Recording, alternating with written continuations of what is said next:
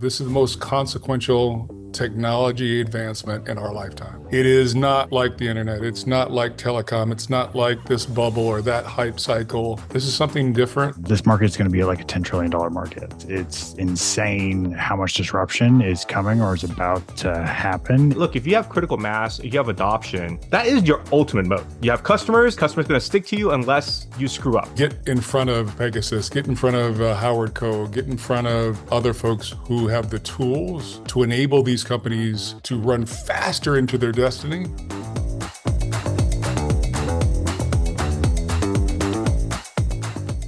Welcome everyone to another round of Pegasus Lightning Round pitch competition. This is actually our fifth one, so I'm truly excited. And I also need to take a moment to acknowledge the quality of the companies that are applied. The founders of this pitch competition, they represent the elite 1% of all applications that we received.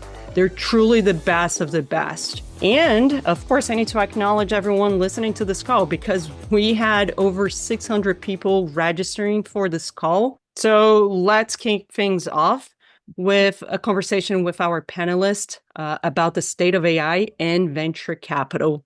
And we have on the panel, as I introduced very briefly before, we have Howard Wright. He's the VP of Startup Ecosystem at NVIDIA. He pretty much leads the global inception program and is the epicenter of Gen AI revolution. And he's supporting thousands of startups worldwide.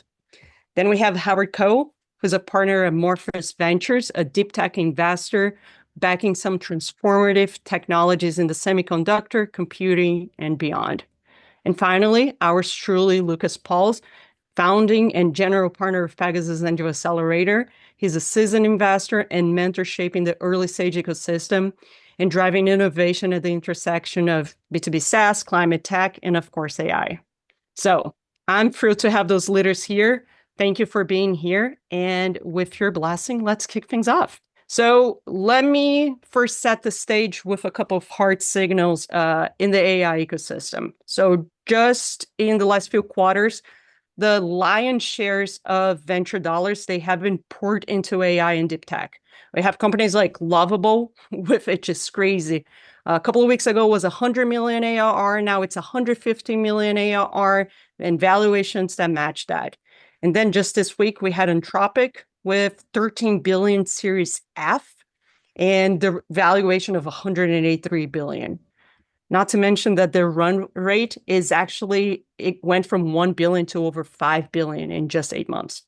So I think everyone can feel the gravity of this moment.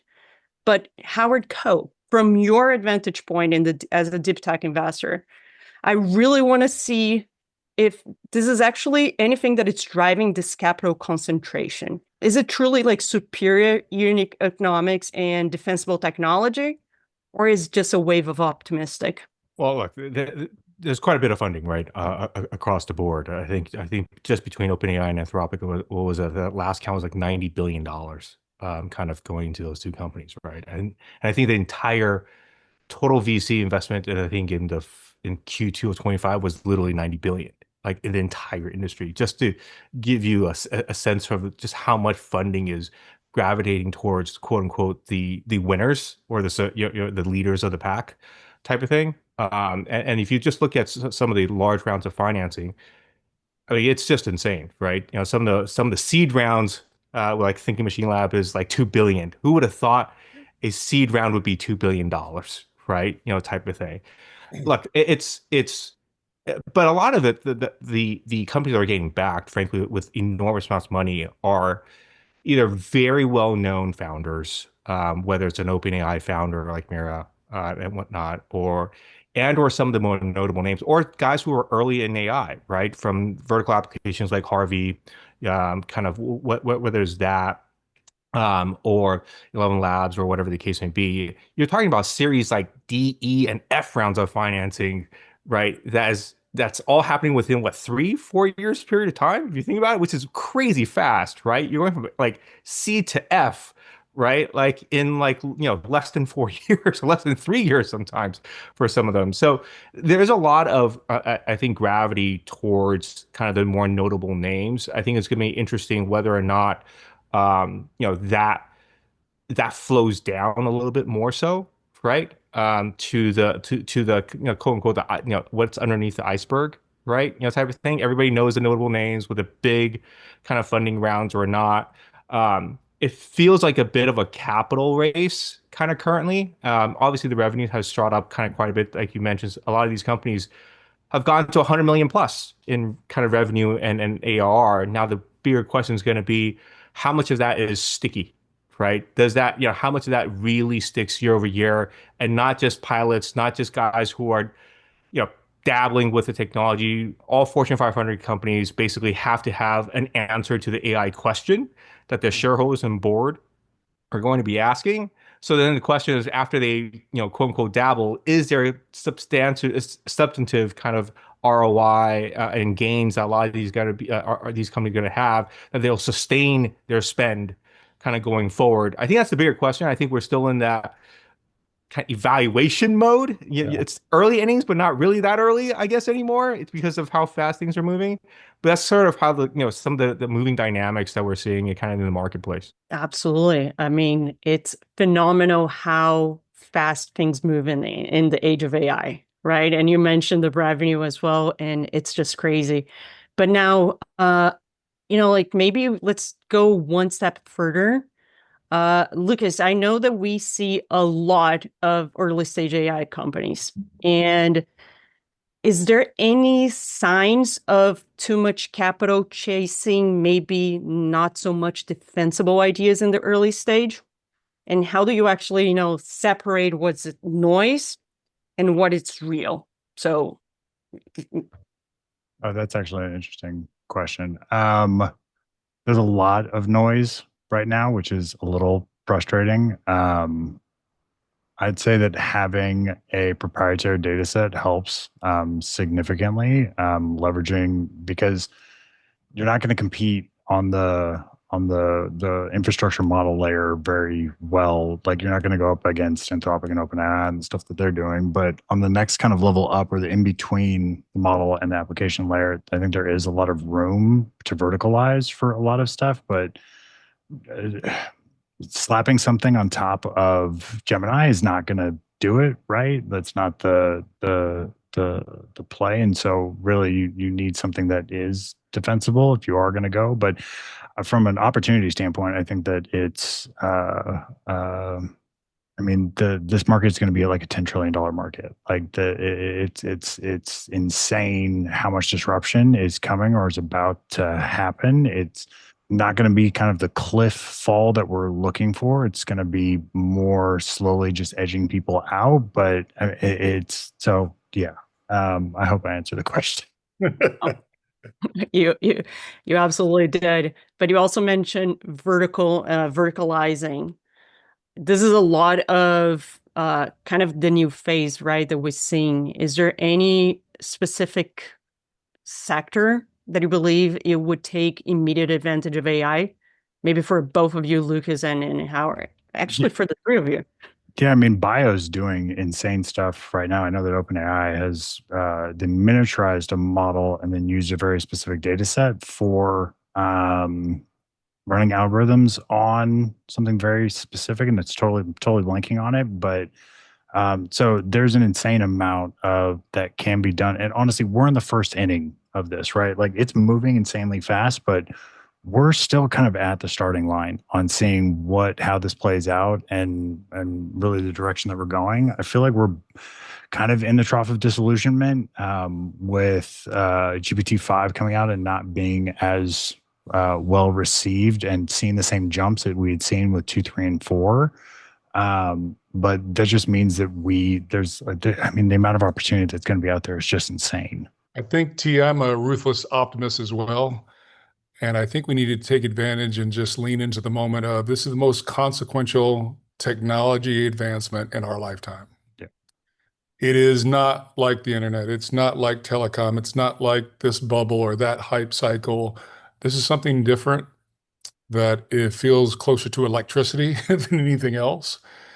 And how we, as an ecosystem, VC community, startup community, research community, big tech companies like ourselves, create flywheels and democratize access for folks to get to and on these networks and bring their defensible IP. It is really exciting. And we talk about speed of light at NVIDIA. Sometimes we're going at the speed of light and it feels like we're accelerating. The we is the royal we, the we are the people, all of us um, in this space right now, and can't wait to see the developments that come from not one or two verticals, but all the verticals are going to get improved by those who understand how to use Gen AI with a purpose and a mission. Yeah, I mean, absolutely. I feel like back in like 5 years ago, a lot of people they were building Web3, and then all Yeah. of a sudden, them just switch their names to something AI, whatever. Not AI, yeah. So, but I think so, Howard. I think the future that you're painting is more on. It's going to be like the internet, like in 1990s to early 2000s. If you were an internet company, you went a lot like you got traction a little bit, right? You got the visibility, but now everybody uses the internet. So is it in a way that the future is everybody will have to use AI to have a process that it's more efficient and be able to get to the final outcome faster and cheaper? We believe so. We certainly do. It's inevitable for all of us, but it's more opportunistic for those who, you know, brave this new world and get in front of Pegasus, get in front of Howard Co, get in front of other folks who have the tools and the APIs and the SDKs to enable these companies to run faster into their destiny. And that's what we like to do at Inception. It's our NVIDIA for Startups program, codename Inception. We like to work with companies and startups wherever they are, meet them at their level of expertise. And now you don't have to have a PhD in CS in order to prompt and interact with Gen AI. And it feels like it's leveling the playing field a little bit. And so lay persons like myself that I just don't happen to have a PhD. I was thinking about getting one this weekend, but I don't have one yet. This makes it much more real for all of us. Wow, you're really thinking about getting a PhD. No, I was absolutely lying to you. I was going to say I was going to go online class from the OpenAI PhD, right? Because like we're seeing that engineers now out of college, they're not being able to get jobs that they were before. Yeah. Right. So now things are changing. So, I actually, Howard, I have one more question for you. I'm so sorry that I'm now picking on you, but have you been seeing a lot of startups they are truly driving the foundational progress in AI, or they're just building more on the top of existing platforms? Just like Lucas said, they're frontier models, they're wrapper models, all of the layers, the middle layer, and all of them have a space, all of them have a place, all of them represent probably a different valuation to investors and folks typically on Sand Hill Road, but all are part of the ecosystem that is needed to fulfill and build out this Gen AI infrastructure. Got it. Yeah.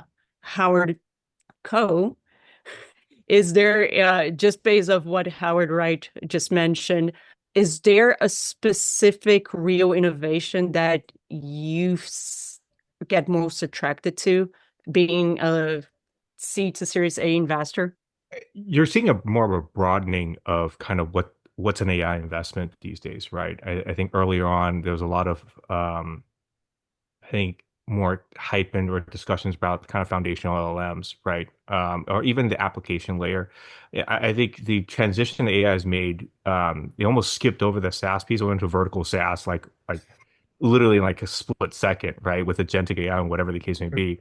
Part of it is because it is the data set, right? It goes back to, before AI, there was, machine learning. Before machine learning, there was big data, whatever the case may be. Ultimately, it comes down to the data. It feels like, right?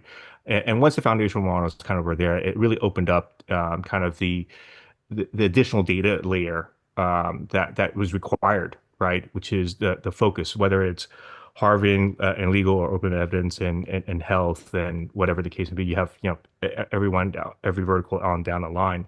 You're starting to see you saw a lot of push in that area, but now you're actually starting to see the infrastructure layer kind of behind, right? Whether that is on the network side or guys like Exa, right, who is trying to basically be almost the B2B search engine kind of structured data set kind of for the future of search. So you're starting to see, I think, a broadening out of the different layers that is needed to support kind of this transition to broader AI, right, type of thing. And so I think it's still an evolving process, right? And we're trying to be I think selective and judicious about kind of how we view things. And ultimately, I think we try to look for things that have moats, right? Even if you are a wrapper on top, is there a reason why your wrapper is distinctive, unique? By the way, vertical SaaS, even from before, it's not like nobody can build what you built. Yeah. Right? There's no such thing as like proprietary software that nobody can replicate, right? From before. So all of a sudden, it's just that the speed at which somebody can replicate kind of what you do is much faster, right? And so it's really about that go to market. But the funny thing is, go to market now has also accelerated, right? And so like you could hearken at just like on a relative ratio basis.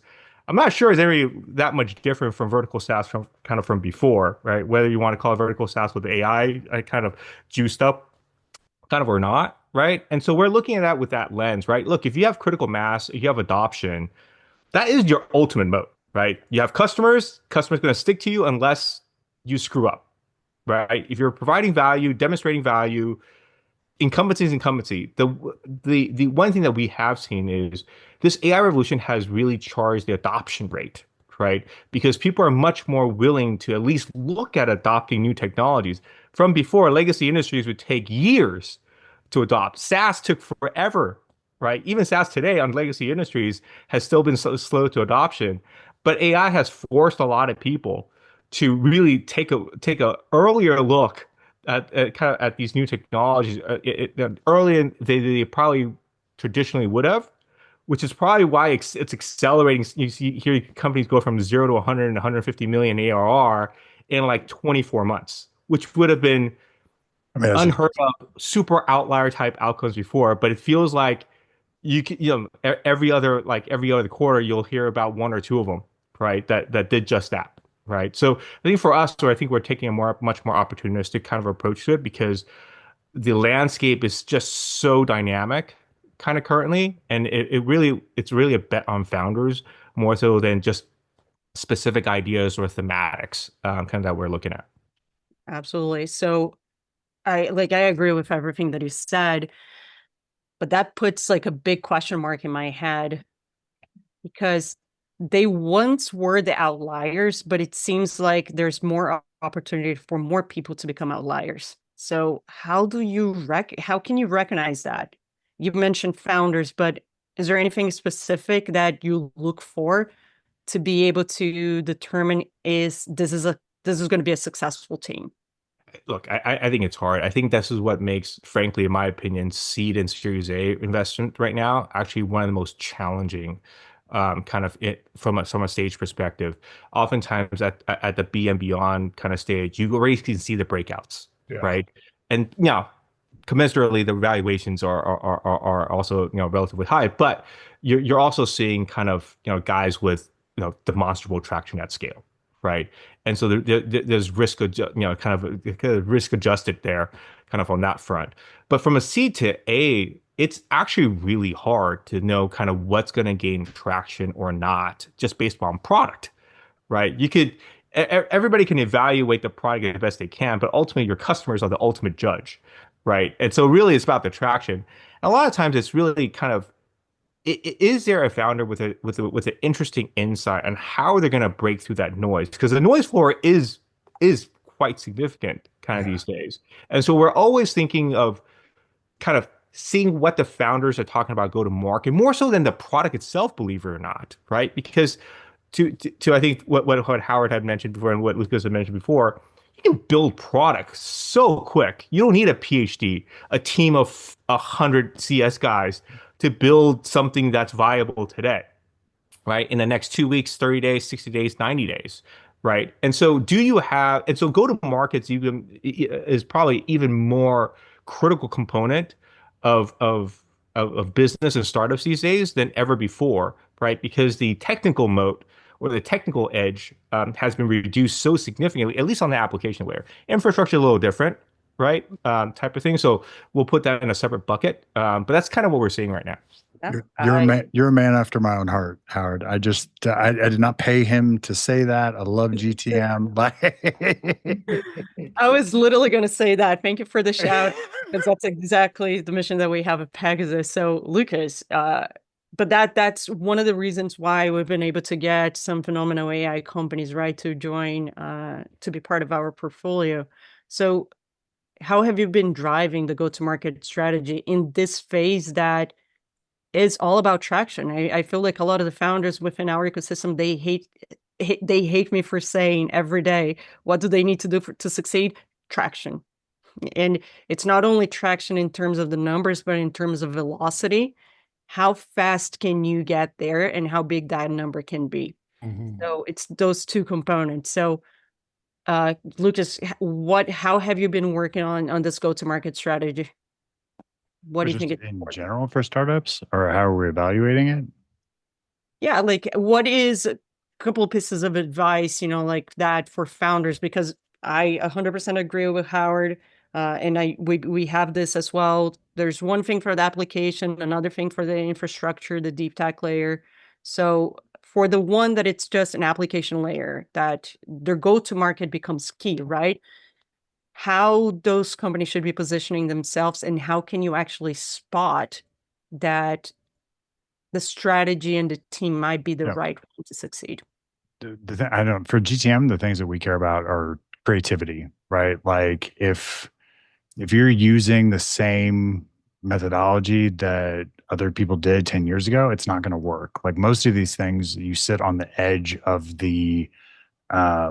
you're trying to break other people's systems a lot of the time. And if you can figure out something that ends up working, that will generally be the thing that propels you into that next level. You can look at, I like to give the example of Bumble doing guerrilla marketing, right? They sent, one of their better ones was that they had models walk into classrooms 15 or 20 minutes late, disrupt the entire class, wearing a Bumble shirt. And all of a sudden they would get 300 or 400 signups because they didn't know who that was. Brex had a really great campaign where they spent 15 grand, sent really nice bottles of champagne to their top 300 target customers, and ended up picking up 181 accounts out of it, which was a couple 100,000 in ARR. And so it's with GTM a lot of time, and it just comes down to creativity. Like, what can you do to think outside of the box and kind of push those boundaries on what you think is normal to get out there? I mean, Kluey has probably done a really nice job recently. There was the one around AI where they said AI was going to like stop hiring humans, right? Like that was a brilliant campaign that got insane amount of attention. And so if you can push the boundaries on kind of what is potentially acceptable, you will get views and eventually conversions very quickly on that. So creativity is probably my best advice. Yeah. So you're basically saying no paid ads. Paid ads are so lazy that I hate paid ads so much, especially at this stage. Like it's fine later on when you can evaluate, but even if you're doing a paid ad now, like what is the ad? You don't even know what's working. You don't know the customer pain points. You don't know what resonates with them. And you do that a lot of the time organically in the beginning to understand, hey, this is their main specific pain point. This is what I'll be able to drive if I ever do use advertising, because that is how you can accelerate it. And so I can't stand when people put paid ads like, oh, we're going to buy marketing. It's like, that's not the way to do this at the beginning. You have limited resources. Like you need to be very creative with what you do. Absolutely. Sorry, I Absolutely. was on a little bit of a soapbox there. But this is it's a great conversation, and it's one that with a lot of the founders, either the technical ones or not, we go for this almost every day. Especially, like a lot of the technical founders, the go-to-market strategy is a piece that they do not have or they miss, and they go to the traditional ways that it could be used like 10 years ago, which in my opinion, is lazy nowadays, but it worked back then, right? So they're using a playbook that it's outdated. So then, like on this sense, everyone else, like if you can just give me your thoughts on for technical founders that they are building something that it could be truly amazing. It could be the next frontier tech. Should they position the combination of the hard science that they have so they can deviate of being like an academic project to then becoming a true business, right? Because for the first time, we're actually seeing AI having applications on the real world versus just like the academic environment. So how should they position themselves as a company, as a business?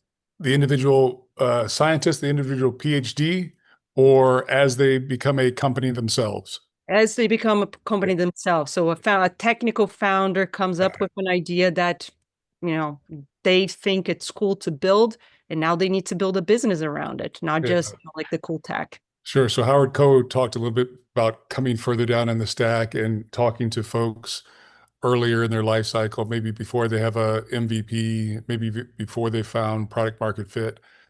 We work with hundreds of world-class universities around the world Mhm. with those research departments, with those professors that are tenured, that have written the white papers, that have contributed to open source, that are really moving the needle. These are the rock stars of all rock stars in the research world. Make sure they have access to all of our tools. And quite often, some of them say, you know what? I'm going to leave tenure for a little bit and go start this thing. And I need to find a team of proven C-suite executives around me. Can you help me, NVIDIA? Can you help me, Mr. VC? Can you help me, even sometimes from the university itself? The resources are there. Someone with the spark of an idea that is wildly disruptive. And we work with, again, hundreds of them all the time to see what's coming, the next thing with relationship to quantum and everything else is fascinating. So we like to, I say, meet the founders where they are. And sometimes we meet the founders before they realize that they want to be founders. And we encourage them, and other CSPs do as well. This is, again, back to this space and time that we're into. The smartest minds, the most access to compute ever, and a chance to put your fingerprints in this, in this book that is going to be considered Gen AI. And when you study this at business schools years from now or decades from now, um, we hope that we've done the right thing by the ecosystem to make those tools and gifts highly accessible to folks. Not just if you're in Palo Alto, but also if you're in Sri Lanka. Yeah, absolutely. Amen to that. I think that's exactly the core of what we all are trying to build here. So is there any areas that you think it could be like the big myths of AI maybe today that they're falling short, or like big promises that AI cannot yet do? Yeah, and I think that so if you have a deterministic set of like if the problems have a hierarchy where there is an actual solution, like that's gonna be fine. So like engineering, math oriented questions, right, are dialed in because you can get to a right answer. When you're this is the challenge with the report that MIT came out with, the 95% right, that failed, is that a lot of the stuff that went through was going towards sales and marketing, which you don't necessarily have a right answer for, and so it's very subjective. And so we're not at the point yet where the models are good enough at reasoning to be able to do those. And so that's where I would say that they're not as efficient. They're not necessarily getting disrupted, but a lot of the back office tasks that are out there can absolutely be automated. I know that we've done it here at Pegasus, like just as an example. And so to me, that's the main one. Yeah, I feel like we're a VC tech company, which is great. So, Lucas, you mentioned the study that it was done. I believe 95% of enterprise AI pilots, they do not reach production. What is, in your opinion, the way that enterprises need to deal with AI to actually be able to deliver real value? You mentioned back office operations, which is where. I mean, that's a tough question, because turning an enterprise, like, culturally is like trying to turn a cruise ship. Like, that's a tough spot to be in. So I don't honestly know, because the amount of champions that you need is tough. To Howard's point earlier, the stickiness, I think, is a big challenge, right? Because a lot of people have budget right now for being able to try this stuff out, because the CEOs go into the board and they're like, "What is your AI solution?" They're like, "I don't know." Like, so they end up giving budget for it, but they're not necessarily adopting it in the right way. But that is really leaving the door open for a lot of startups to come in and really eat their lunch, which is a challenge. I mean, the Fortune 1000, I mean, 90% of them could be replaced in the next 10 years if they're not adopting some of these tools on what they're looking at. And so, yeah, I mean, it's I'm sorry, T. We're seeing that as well. A day in the life is I'm the luckiest guy on the planet, I believe. And this morning, super early call with a major player in the UK. Into the office with another call with a major player in Hollywood. Lunch with one of the most important banking and fintech companies in the world. In between those, 3 or 4 different calls with startups that are looking to get on our platform, and then want introductions to those enterprises. To Lucas's points, the enterprises aren't going to disintermediate themselves. They're going to need help, and the ones that are the most aggressive and most surgical, almost, as opposed to saying, I have a CTO, I have a CISO, and I have a budget of umpteen $billion to do Gen AI. There's some kind of, you have to be sequential about it. It has to be right, because security and maturity for these products is paramount. These are all Fortune 100 companies that we all depend on every single day.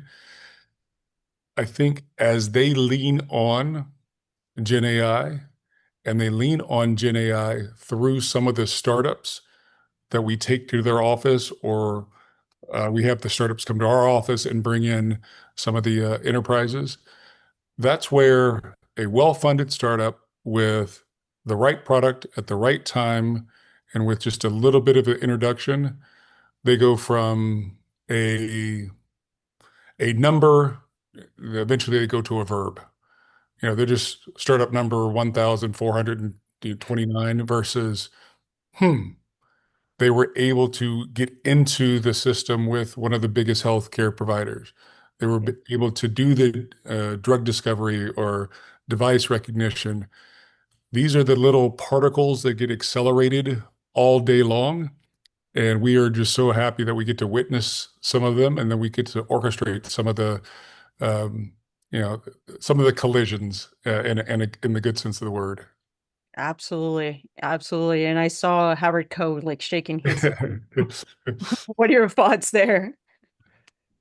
Yeah, look, I think to Lucas's point, part of the problem is that the value, I think a lot of it, look, there's a lot of false starts in this kind of automating. Like, I remember when chatbots was supposed to revolutionize everything, right? Like everybody will no longer need to speak to anybody, right? And the chatbot itself will take over the world, right?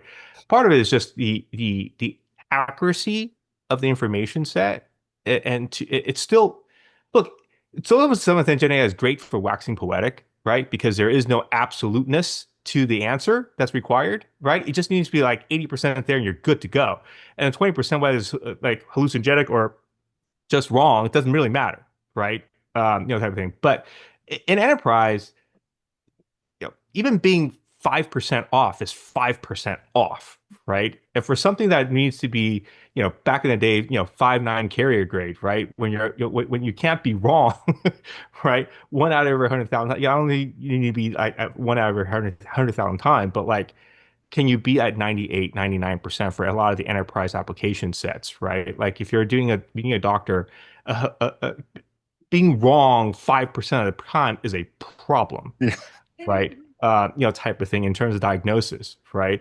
And so things like that is going to still take some time. So I think I think AI is great for certain applications today.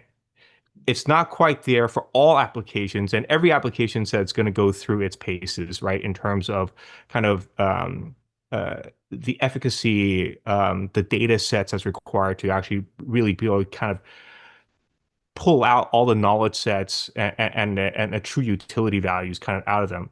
But it's going to come, right? I think it's not a matter of if, but more of a matter of when, right?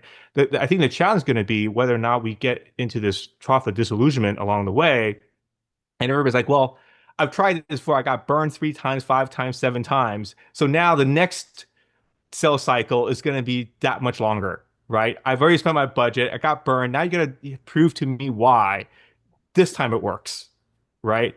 I think that's going to be the more interesting kind of question if we get into that kind of cycle, if we do get into it. But inevitably, it always ends up going into that type of cycle anyways, right? That happened multiple times, whether it's the internet, whether it's SaaS, whether it's cloud, whatever the case may be. All of them went through that, like kind of those waves and cycles. It's just you're hoping that it's not as prolonged, right? People iterate hopefully faster because they're forced to, right? Like, these to your point about these Fortune 1000 companies, if they don't do anything, they're no longer to be Fortune 1000 companies. So it's a hopefully the existential risk of it, right, propels people to keep trying and keep going at it versus going, all right, once burned, twice shy. Hopefully it's maybe once burned, I'll try it again. I become twice shy, right? Type of thing. But that's sort of how we're seeing the landscape. But look, it's really providing a lot of value already in certain application sets, right? People are reducing workforces already, kind of because of it. Because for certain applications, it's great, right? But still got a ways to go. I think if people expect this is going to be like, AI is going to know everything about everything, and it's going to be 100% accurate for anything that you ask it today. It's just not there, right? It's not quite there yet, but you shouldn't expect that to be there, right? Except for the hype makes you sometimes think that's already there. Exactly. It reminds me of a few years, probably over a decade ago. I used to work for a large bank, and there was a big discussion if we should adopt cloud for customer sensitive information. And we were one of the latest banks to do so. But right now with AI, we already have like large banks like JP Morgan hiring a lot of engineers to build their AI infrastructure to them. So even on this other study that we were referencing before, there was a discussion about building house or outsource. And I think we all believe here that the startup outsourcing component of it is going to be key for the development of this ecosystem, right? Yeah, I see some heads shaking. Good. Okay. So is there any, like just another question on that, is there any other opportunities that you think AI is going to create, maybe open doors for new industries? Back in the day with SaaS, for example, we were able to increase the pie of the total market. Now, do you think that we can expand that market as well with AI? Expand, yes. Create, I think some of these things were going to be created organically with or without Gen AI. But I go back to the word to accelerate the speed of light and improve the efficacy across these. We're often asked, which vertical do we think is going to move the quickest? So I have no idea, but we have a front row seat and the popcorn is ready. And look what's going on with robotics. Look what's going on with autonomous vehicles. Look what's going on with fintech, healthcare. I'm probably most excited about some of the early signs that, Lucas was talking about this with some early signs in healthcare life science. Just imagine if we could eradicate some of these childhood diseases that have plagued every country of every city of every part of the world. And that gives us the chance to be, think inspirationally and not just transactionally. Yes, folks are going to make plenty of money in the process, but if we're able to significantly improve these verticals and do it quicker than any other technology inflection point in the history of humankind, well, I think we consider ourselves all very fortunate. And then the ones that are going to win, guess what, T? Darwinism never loses ever. Howard Ko is going to pick some. You're going to pick some. Lucas is going to pick some. We're going to pick some. We're going to invest in some. And the cream eventually always rises to the top. Yeah, absolutely. I think now then, like the conversation shifts to actually using AI to the better good of society as well and for the existence of human beings. I keep saying this, like AI is going to change the way that we live. It's going to change the way that we interact with each other. It's going to change the way that we communicate. But then, like that's kind of a reflection of where the stock market is today. Yeah. I was literally just watching the stock market, and I mean, I used to be in the capital markets before, and all the top companies, they are like this large enterprises, big techs, biopharmas, but there's no vertical SaaS for legal. There's no, like there's not that different specialized. There's no companies like Lovable there. So is that one of the routes? Like, do you think that there's going to be this shift on the largest companies in the US, for example, to replace legacy companies? Or do you think those companies will remain private for longer?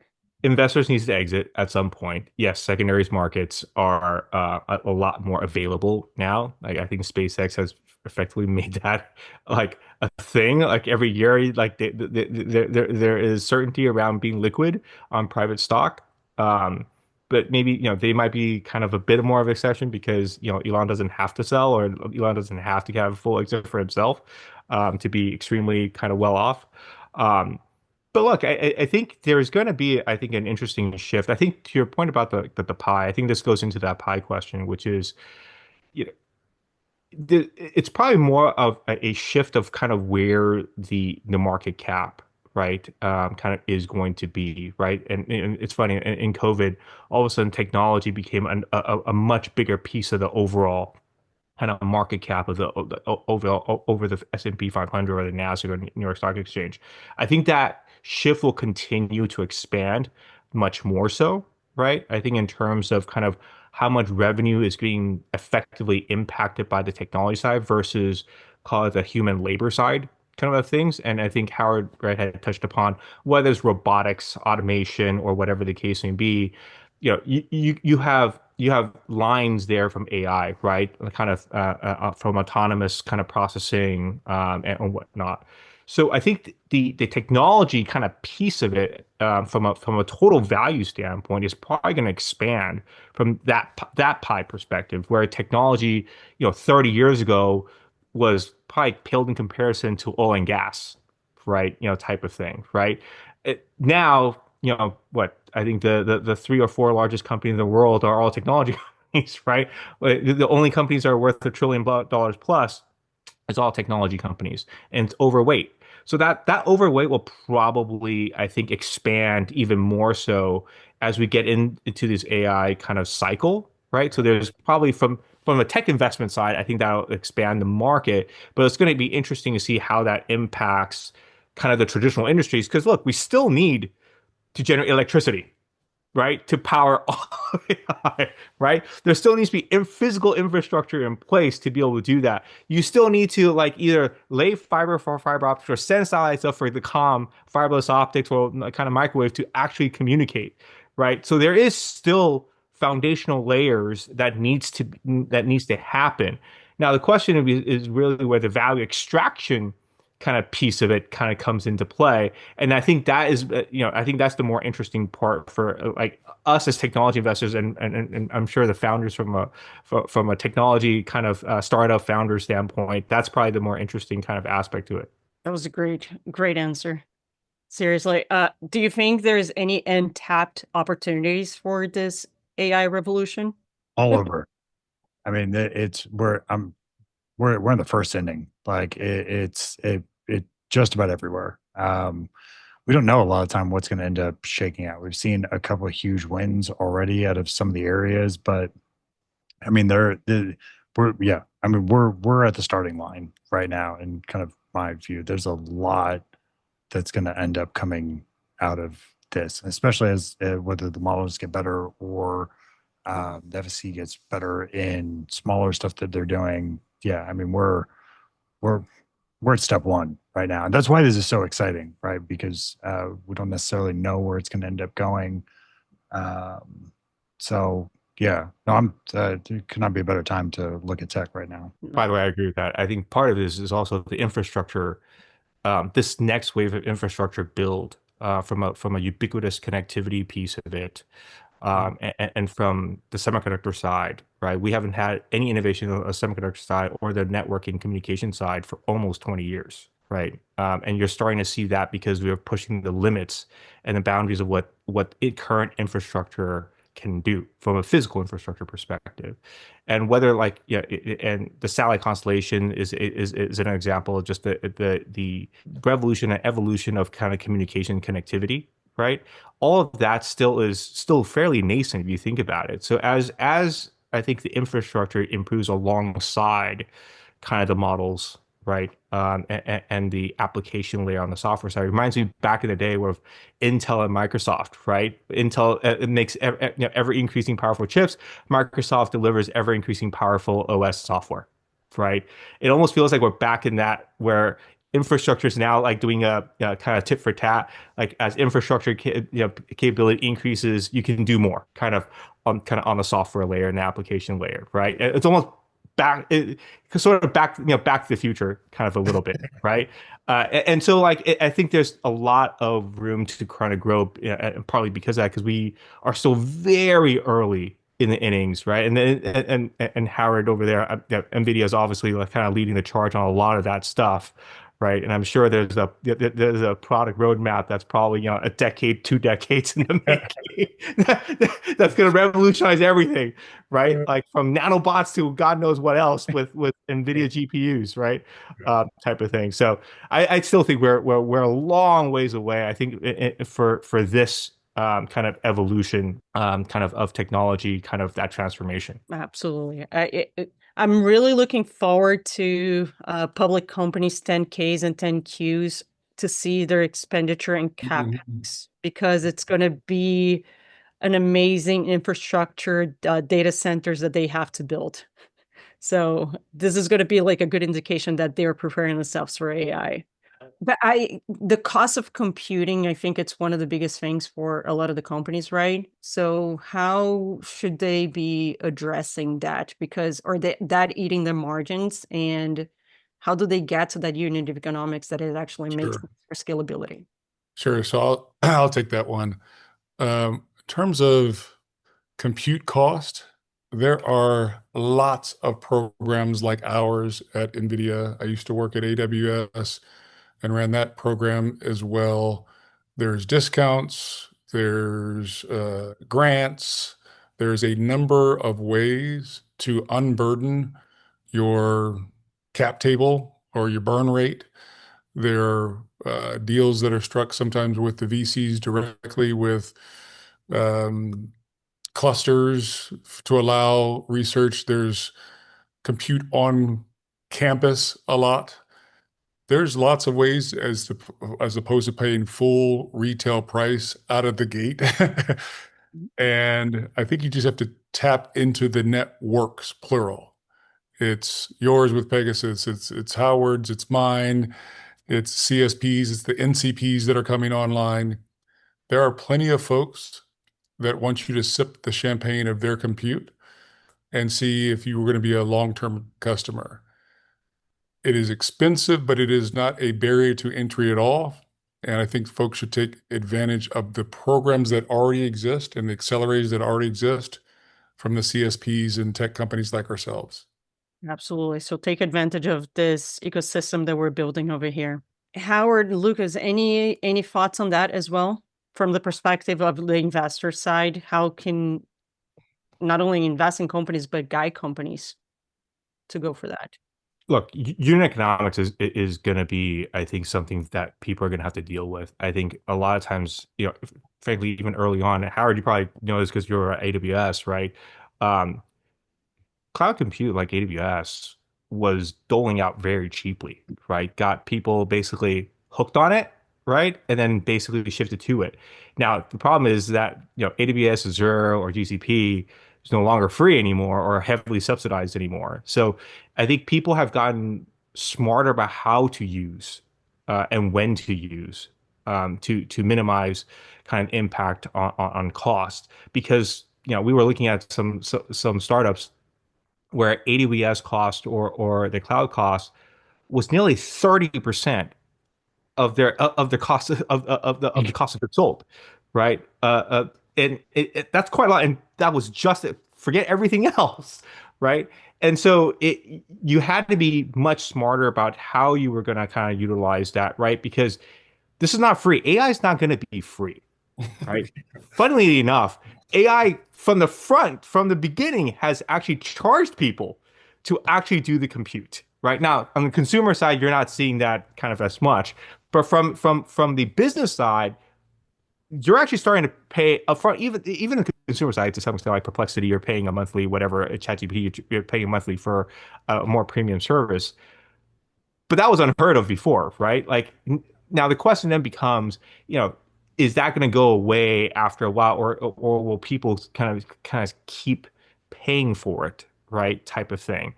And if you need always the newest, best, most robust models, you'll probably end up having to pay a premium. The question then becomes like, hey, maybe I don't need GPT-5, right? Maybe all I need was kind of the older generation and or the smaller models because they're just as good now for my purpose, right? And so there's going to be cost optimization that's going to kind of need to happen. And most likely that's going to shake out over the next, hopefully, months to years, right? Type of thing. I remember when storage costs were going to be the biggest issue that people had, right? And then storage costs basically became like nothing. Yeah. Right. Like, storing, a terabyte of data no longer was a massive challenge where you're paying millions of dollars kind of for it. Right. It became literally pennies, right. On a per day basis, right. Type of stuff. So hopefully that is going to get equalized out as everybody's building data centers and compute. And hopefully that actually kind of spurs that race to the bottom, which actually helps the users of it. I'm not sure it helps the guys who's building the data centers of it kind of all that much, at least from a business economic standpoint, if they're just predicated on selling the GPU clusters or cycles, right?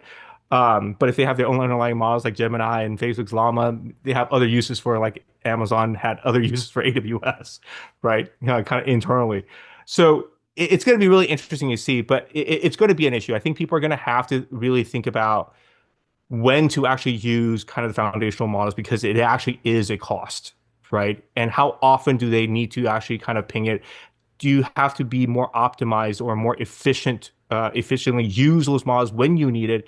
That's where like the small language model becomes more interesting. The localized compute becomes more interesting, right? The edge compute becomes more interesting, right? And all of that is going to be much more of a holistic system, kind of system approach to it versus just I'm going to query every damn thing to GPT. That's going to be hard, right? From a unit economic standpoint, I think if that's going to be your like overriding model. Yeah, those reserves instances are going to be much more important over time, and you don't turn the faucet on for several months at a time. You just turn it on for 15 minutes or 15 seconds or 15 days. That flexibility and those business models are becoming much more popular than the traditional sign up for multi-year commitment of tens of millions or hundreds of millions of dollars. Kaden over here asked, as a recent graduate student, what should we focus on building or upskilling on to prepare for the future? I mean, that's good. That's how do you use these applications, right? The technology that is out there. How are you thinking about something that or approaching a problem differently than the way that it has been done before, the way that that's been agreed upon. So to me, critical thinking is going to be the most useful skill. Trying to upskill in general. Jensen often says, Gen AI is not going to take your job, but somebody who is fluent and understands how to operate, leverage, and empower Gen AI, that person will probably take your job. So the fluency, the proximity, the understanding from the surface level, again, not talking about the PhDs to go behind and up under the metal, but the language of it all and how to orchestrate that through prompts and through the combination of agentic AI and the world around us. That's really important for young students to do and old guys like me to do as well. That's why you're not going to go get that PhD. With that, I want to give a huge thank you for the three of you. This was an amazing discussion. So I really appreciate all the candor and the sharp insights that you guys brought to this. I mean, we know that AI is moving fast. So dialogues like this, it's not only important for us investors and for big tech companies, but also for the founders, right? So they can navigate what is noise, spot opportunities, and really build, hopefully, with intention. So thank you. I appreciate you guys. Now we are going to transition to the second part of this of tonight, which is going to be the finalists pitching. So yes, look at the excitement. Just a reminder for everyone that it's a 5-minute pitch with 5-minute Q&A from the judges. And just to give a background, Zenthos Energy is the company that Tom is going to be presenting, and he will show how advanced aluminum batteries are powering the future of AI-driven energy grids and data centers. So look how timely this presentation is based of all the conversation that we just had. All right, you should be good to go, Tom. My name is Tom Chepakavich. I'm the co-founder and CEO of Zenthos Energy. We are creating a safe, sustainable, and cost-efficient alternative to lithium batteries. The energy storage challenge today is complex supply chains, high cost of critical minerals, and flammability. You're all probably familiar with the Moss Landing fire. So we've developed an aluminum battery that's not flammable, very low cost, and 100% domestically sourced. We're targeting long duration energy storage, 8 to 10 hour plus. And we also have interest from aerospace and drone markets. So our battery is an industry first in rechargeability, over 97% voltage efficiency. Aluminum is inert, very safe, and it performs from -40 to 125 degrees Celsius. And we actually got a report today verifying that from Sandia National Lab. So our LDES battery, long duration battery, is a metal gas battery, a CO2 battery. So it's in a cylinder that's modular that's about the size of a scuba tank and can be racked and stacked at gigawatt plus. So we believe it'll go up to 10,000 cycles. We're in the range of 5,000, and it actually utilizes carbon and eventually could be a carbon capture device. We have a memorandum of understanding with Rocket Lab, and they are interested in our second battery, the aluminum ion battery. It's not a gas battery. It's somewhat similar to a capacitor, very high power, very lightweight, very safe, and radiation resistant, and very durable. Third product is aluminum air batteries. We believe we're the first in the market to be able to recharge an aluminum air battery. It has theoretical limits in the range of diesel fuel for energy. So we've been cycling at 500 to 700 watt hours per kilogram, and we topped out at 900. A Tesla runs at 260 watt hours per kilogram for reference. So we believe we can 4x the flight time of a drone. We have a partnership with a drone company right now. So to the competitors, in particular in the long duration energy storage, we have a very high energy round trip efficiency. We're at about 97%. Form Energy is one of our key competitors. They're at about 50% round trip efficiency. And that means how much energy you can get back out of a battery from what you put in. And so we're very competitive on the temperature ranges, very safe. We believe we can get to 12 cents a kilowatt hour levelized cost with our high round trip efficiency and low cost of materials. Market right now around 30 billion for long duration storage. McKinsey thinks it's going to hit 1 to 3 trillion by 2040. Drones are more and more used in warfare, and the demand will be there, as will space. We have letters of intent with one of the largest EPCs engineering firms in the Southwest, GridWorks. We have a partnership with Drone Sentinel, an MOU with Rocket Lab, and we're underway planning an edge data center with the Department of Defense. We've got 10 patents filed with 1 granted. Team's very strong. Gunjan Agarwal came on board recently. She was at Tesla and Rivian, and then recently built a 50 megawatt hour plant for International Battery in Korea. She's got a PhD in mechanical engineering from MIT. Since got turnaround experience, Dr. Fetro wrote the patents, and I have battery supply chain experience. We are within 6 months of closing our seed. We'll be delivering our first modular batteries. And we hope to finish the edge data center and our other pilots within the next year or two. So, beyond that, we'll be developing the markets and really focusing on the most profitable sectors. We also are looking at licensing agreements and maintenance and service as revenue. And if we get to the carbon capture, the battery will actually pay for itself, and we can trade on the carbon markets. And we actually have a partner that can turn this concentrated CO2 into graphite. And so with that, we are raising a $4 million seed.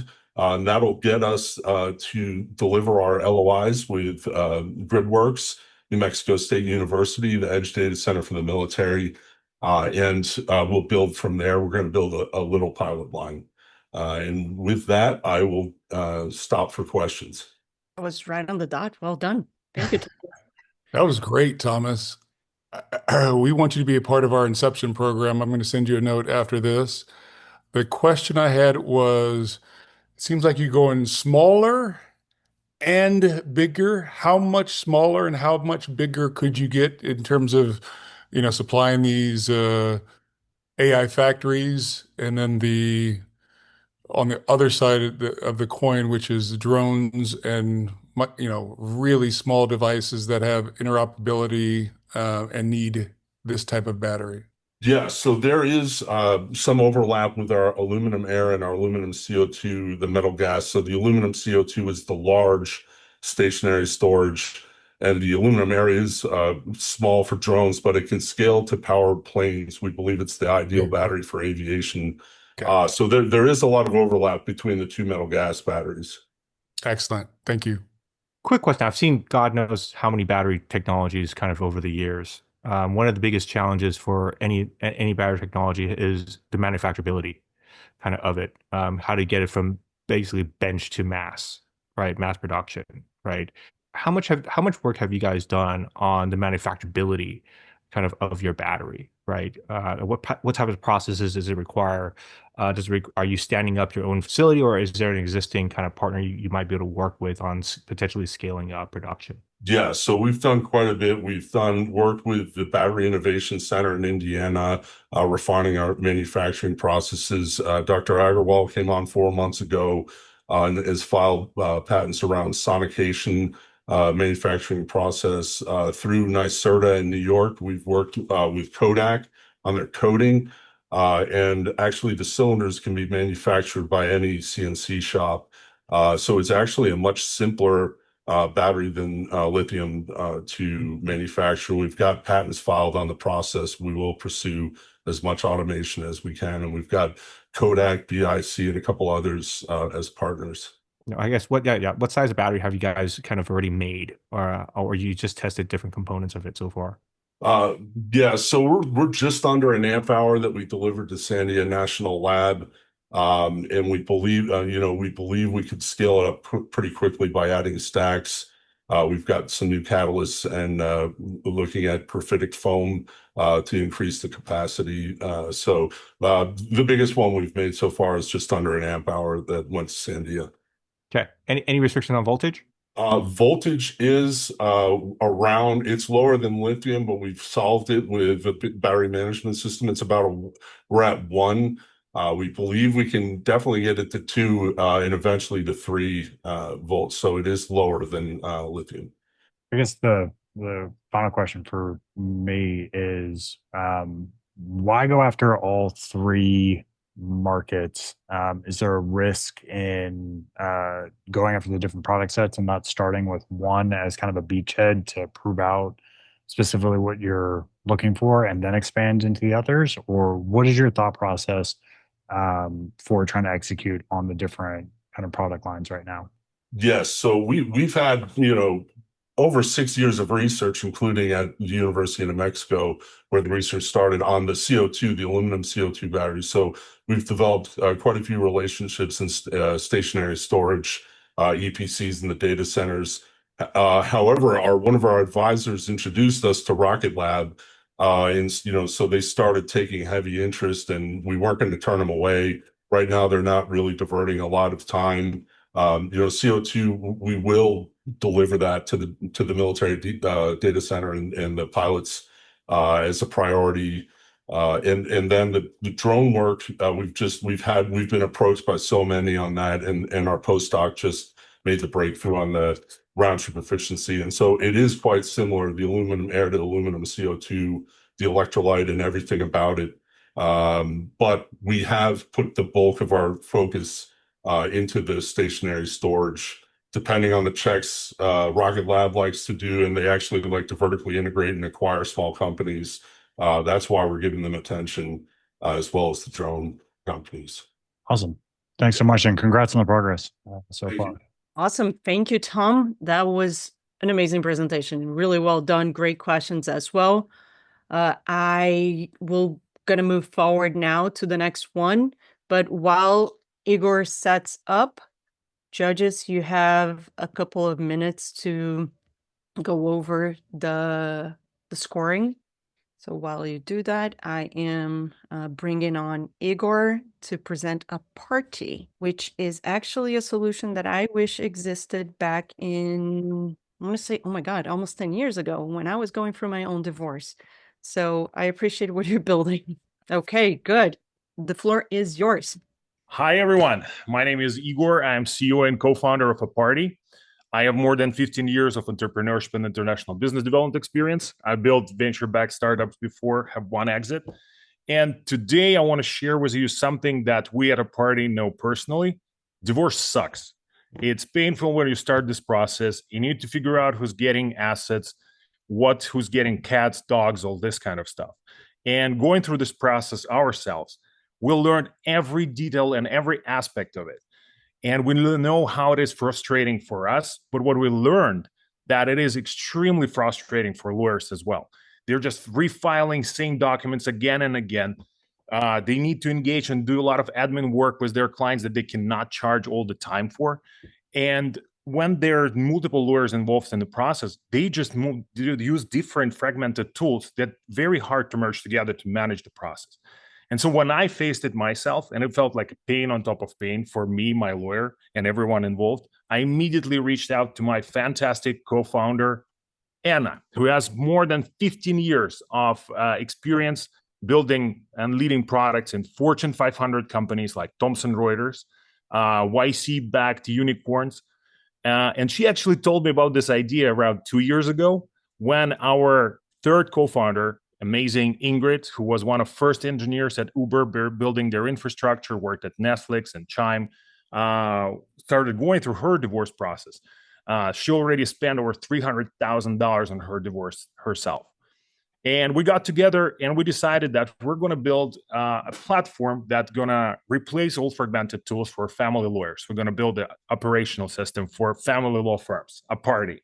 And our product includes a conversational empathetic AI bot that collects case data in approximately like around an hour rather than 10 hours that's spread on going back and forth with a client. And it's usually like around a month. And with our design partners, we calculated that just this part unlocks over $140,000 in potential annual revenue for lawyers. But what's our real differentiator is the asset division engine, helping to collect assets information, and our model that we're building on top of it was 140,000 California divorce cases. Plus, we're enriching it with proprietary data from our design partners, family lawyers, to give a better extra layers of accuracy and security to it. It lets family law firms to bring revenue that they're usually outsourcing to accountants back to their practice, help to save money for their clients, and also to have a different scenarios of the outcomes of the divorce.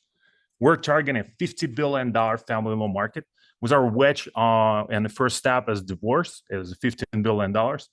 We charge $500 per 5 cases managed through our system. Every extra case is an extra $100.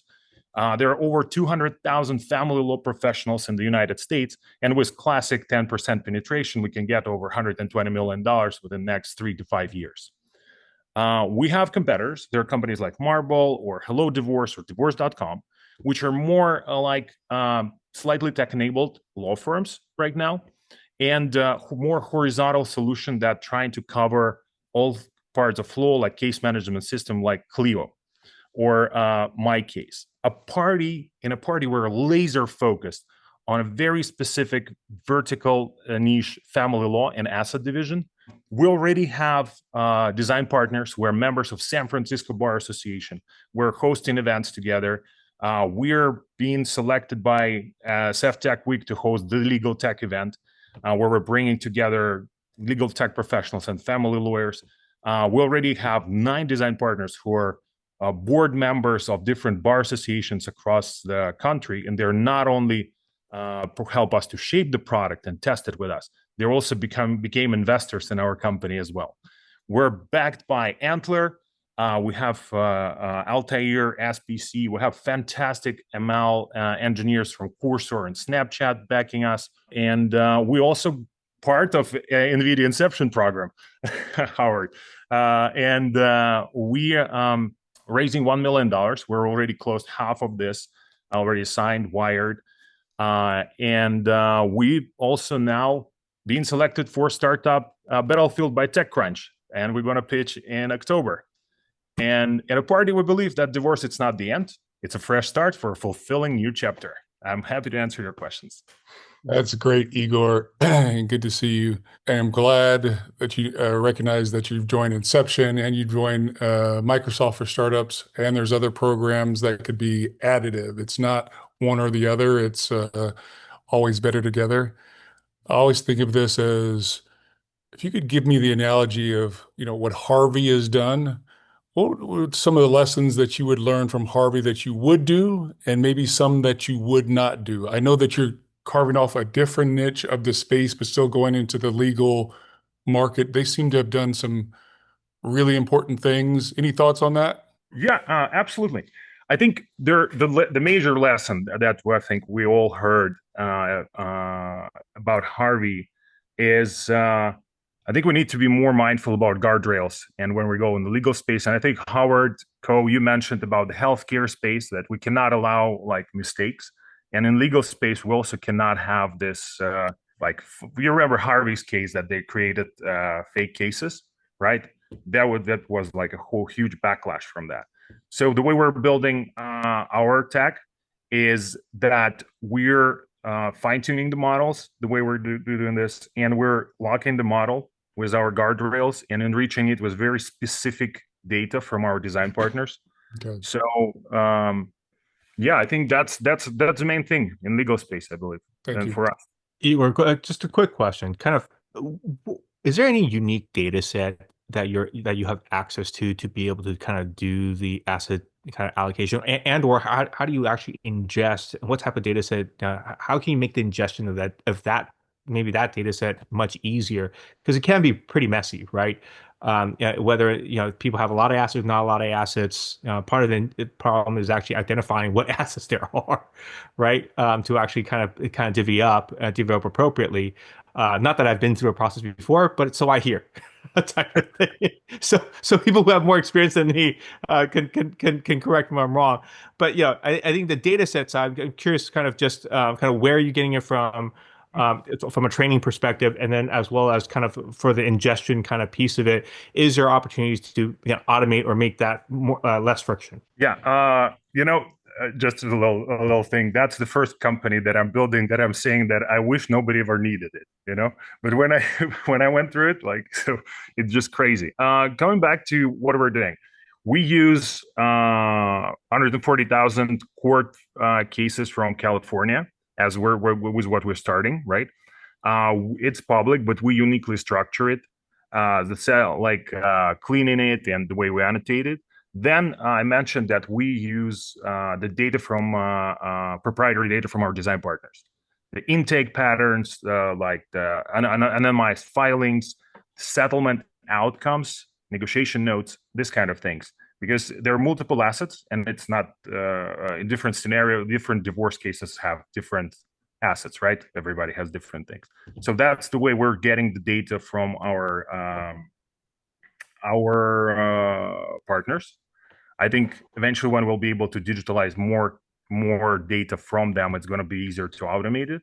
But family law is kind of on the edge of technology, and that actually gives us ability to have a very good network effects. When our one lawyer who's joining us immediately introducing us to 3 to 8, that's our record is eight other law firms, because they're kind of on the edge. But we have ability also because of my fantastic co-founders who have experience building infrastructure and API integrations. We have access to courts across the country, which allows us to get information from there through APIs, and including to be able to be multi-state compliant pretty fast. Nice. We're at time. Thank you so much, Igor. That was a phenomenal presentation. So well done on what you're building. Congratulations on the progress. Thank you. Absolutely. We have Raz here. Raz, thank you so much for joining us. Raz is from Phaseshift, and he's going to be introducing, this is going to be a mouthful for me, a meta-surface optics, making quantum and photonic AI systems more compact, faster, and energy efficient. Amazing. I so much look forward to your presentation, Raz. Let me pin you, and judges, are we ready? Awesome. Thank you.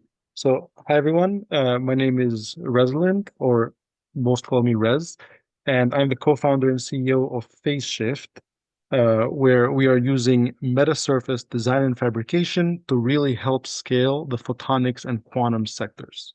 So the real problem is that pretty much everyone thinks or says that quantum computing or the quantum industry is right around the corner and is going to change the world forever as we know it. But reality is a little bit further away from that. And what I mean by that is today's quantum systems look a lot like the image to the left. And that image to the left, if it looks very messy for everyone, that's because it is.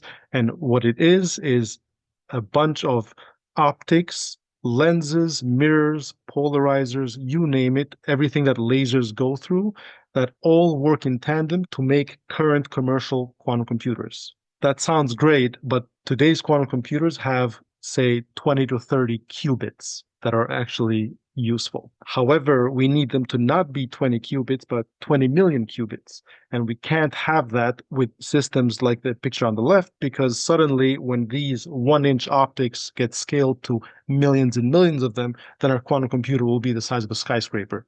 So it's really not a scalable way, the way we're doing it now. What we do at Phaseshift is we use our expertise in meta surfaces, which is really just miniaturized versions foundry manufacturable versions of lenses, polarizers, and filters. So they're nanophotonic elements that do the same things as the image on the left, except they're wafer manufacturable. So you could, in fact, have millions of these tiny elements with tiny components on a single wafer. So this is the problem we're trying to solve. And just as a note, if you hear lenses and filters and polarizers, you might think, what's so special about quantum? We acknowledge that very much so. Our current focus is quantum because that's our expertise. However, we know that there are future markets such as AR, VR, defense, data centers, etc., where this technology would be very, very impactful. But we're focusing on quantum because that's our expertise. And speaking of expertise, I'll speak a little bit about our team. So I have a PhD in photonics and metasurfaces from the City University of New York. And then I worked at Quantinuum at a quantum computing company. And now I co-founded with my co-founder, Dr. Amit Agrawal, who's really one of the pioneers in metasurface and photonics technology as it pertains to quantum. And what I mean by one of the pioneers is that he's currently a professor at the University of Cambridge who is pushing forward this field, and he has almost 2 decades of experience in really starting this field fresh as a professor and scientist. And just a note, we have a couple of advisors, namely Rohit Shawarikar, who is more on the business side with almost 2 decades of experience in strategy, development, etc. And on the design side, we have Dr. Z Wang, who really pushes our AI design forward, which we'll talk about a little bit. And in this field, we have hundreds of publications, dozens of patents, etc., within the metasurface field as it pertains to quantum and beyond. And our partnership, we're in the East Coast. Our partnerships are really centered around the University of Maryland ecosystem. So we closely work at National Institute of Science and Technology, also at the UMD, University of Maryland Quantum Startup Foundry, and of course, as we're licensing patents from UMD and also University of Cambridge, we work closely with University of Cambridge as well as the Mid-Atlantic Quantum Alliance. Quickly, our IP really stems from two components. One is on the way we design these elements is really AI-powered design, which helps improve the performance of these elements. And what that means is you need less components for future systems. On top of that, the way we process these materials from a manufacturing standpoint is really enables us to push forward a quantum industry. And of course, as I mentioned, we have patents from UMD as well as Wisconsin and Cambridge, for which we're co-inventors of, that help with both the material side and the AI side. And we're really a brand new company, a couple of months, and so far we've had really about 70K of traction of projects. With ending this year, we expect end of year about 200K, and really. All of this is organic acquisition from people that know us from the industry, that trust our R&D capabilities to solve their problems. And the metasurface market opportunity, we have to keep in mind, this is a very nascent field. It's very large, or semi-large, I guess. Its total addressable market is 33 billion, but really it's the growth rate that matters. So for both metasurface and quantum, it's really the growth that we're looking at. Currently, we're raising a 1.5 million round, 50% of which is secured through Unshackled Ventures.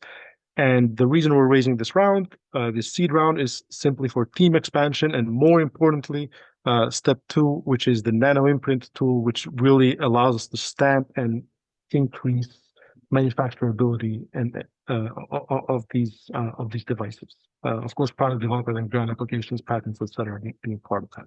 So thank you, and I welcome any questions regarding Phaseshift metasurfaces. Thank you, Rez. Rez, this is wildly interesting.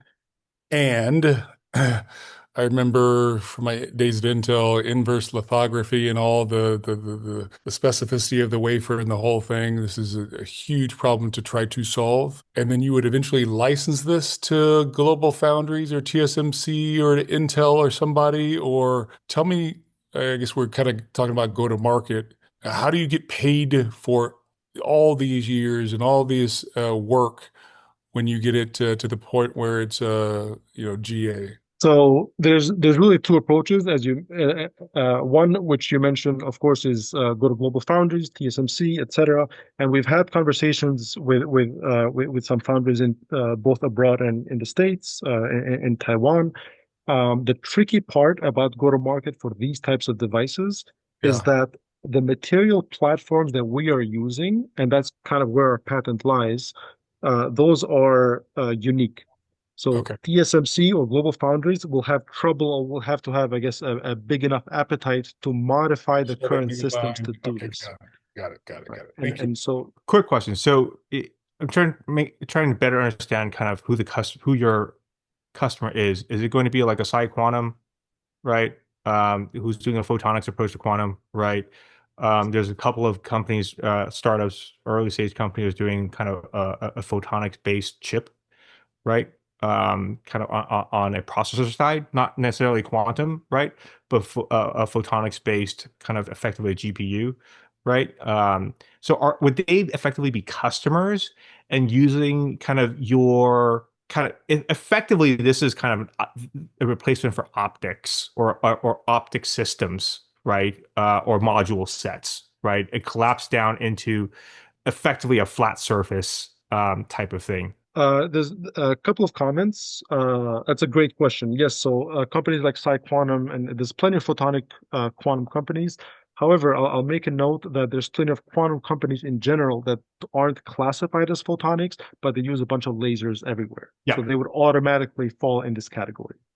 And on the other side, in terms of just replacing classical optics with flat optics, one thing that I haven't talked about pretty much at all here is that one of the things we're currently pushing is integrated metasurfaces. So they will be part of the integrated photonic stack on the same chip, on a different layer, on a different lithography layer. So these would be really part of the integrated photonic stack, helping with polarization, filtering, etc. Beyond just so you would be like the classic, 20 years ago, you'd be considered an optical component, right? Yes. Type of thing, right? And whether I buy that, there's a bunch of optical component companies kind of back in the days, type of thing. But like this, you would be effectively the new age kind of supplier potentially of that. Because to your point, I think manufacturability side, I don't think anybody is doing metasurface kind of materials like, the Chi-Meta guys that you mentioned, right, was trying to do a bunch of that on phased array antenna, type of thing, right? And there's a couple of companies now doing phased array antennas, right? Kind of for it. But like, it's still a relatively new thing. So production volume isn't quite there. Do you have to do your own production, or is there anybody that you would partner up with partner for? So, there's sort of a give and take for each side. If we partner up with someone, as I was mentioning to the other Howard, if we partner up with someone, there will be R&D involved. If we do it ourselves, there will be R&D involved as well, even though it's far less because we kind of already know the process. But there will be R&D on the manufacturability side. So right now, we're actually leaning towards doing it ourselves, simply because we can kind of control our own destiny and control our IP moat far better in that way. Nice. All right. We are at time. Great job. I mean, what are you building? It blows my mind. So thank you. I really appreciate it. That was a great presentation. And we are going to bring the next presenter, Hans. I'll just give a short intro. So Hans is building Avocado Health, and he will show how his AI and phenotype data engine delivers deeply personalized parenting support. Forget about Dr. Google. No more. Hans, the floor is yours. All right. Thank you. I'm Hans Kohlberg, CEO and co-founder of Avocado Health, the parent coach in your pocket. In this modern world, high-skilled industries from law to consulting, marketing to software engineering are swiftly being displaced by AI, more efficient at routine tasks and pattern recognition. But what about parenting? Arguably the toughest job in the world. And no, I'm not suggesting throwing our babies to robots, and parenting is anything but routine. But there's no user manual, pediatricians are busy, and parents are stressed and burned out looking for answers. As a father of 5, I should know this firsthand. Before I continue, I'd like to introduce you to my daughter, Aviva. Aviva was born full term, fully healthy, and as third-time parents, we were overjoyed. But 2 weeks old, she woke up from a nap, lethargic, cold to the touch, and having trouble nursing. We brought her to the hospital where they spent 7 days doing a battery of tests, and we left without having the answers to her underlying diagnosis. Over the next 10 months, we were in and out of the hospital 6 different times, each time with dozens of doctors confounded, not understanding what was going on, leaving us frustrated and terrified. So where do parents actually go for these answers? Right now, they're going down the Dr. Google rabbit hole, ChatGPT, and Instagram influencers, all accessible, but with lots of misinformation. Ideally, they love to talk to their pediatrician, but it takes days and not weeks to just get in front of them, leaving a big gap between validated, evidence-based information and accessible information. And that's where Avocado Health comes in, with expert vetted, clinically validated information with the right place, right time, but more importantly, in the right format via text messaging, the #1 form of communication on the planet. It's like having a conversation with your best friend, who's also the most knowledgeable pediatrician, therapist, and parent coach that you know, able to answer those questions like, how do I get my kids to eat vegetables? Or how do I put my child to sleep at 2 a.m? Or does my child have autism and what do I do about it? No question is too big or small for Avo that also gives proactive parenting guidance along the life cycle of the parenthood journey. And we're a team of pediatric experts that not only has scaled and exited multiple companies, but more importantly, we've all been personally impacted by not having the right information at the right time for our own children. And we're deeply passionate about making sure that we're successful in solving this mission. And we're built to scale. We've curated a knowledge base of clinically validated data from centers of excellence that's able to answer questions from minor medical issues to behavioral, developmental, and everyday interpersonal issues. But we don't stop there. We actually reach out and guide that parent and proactively help them understand what to expect next. But more importantly, we're building a proprietary database, such as what Ancestry.com did with genotype data and revolutionized the way that they collected that. We're revolutionizing the way that we're collecting phenotype data, specifically observational data of a child's development, leaving no more guessing and all facts. But what's the cost of not knowing? From preventable ER visits to unaddressed developmental delays to loss in workplace productivity and societal challenges. This is a $1 trillion problem that's affecting just the US alone. And who's paying for that? Well, parents are paying $4 billion looking for the answers, but moreover, health plans, employers, states, locals, city governments are all spending roughly $200 billion every year searching for answers to solve this problem. And while parent coaching right now is $200 per hour, unaffordable for the masses, we're democratizing parent coaching at just $20 a month, pursuing a B2C to B strategy with initial validation focused around that, providing value to those parents while simultaneously winning contracts with employers who bear the burden of the cost of lost productivity, as well as mission-aligned parent advocacy orgs.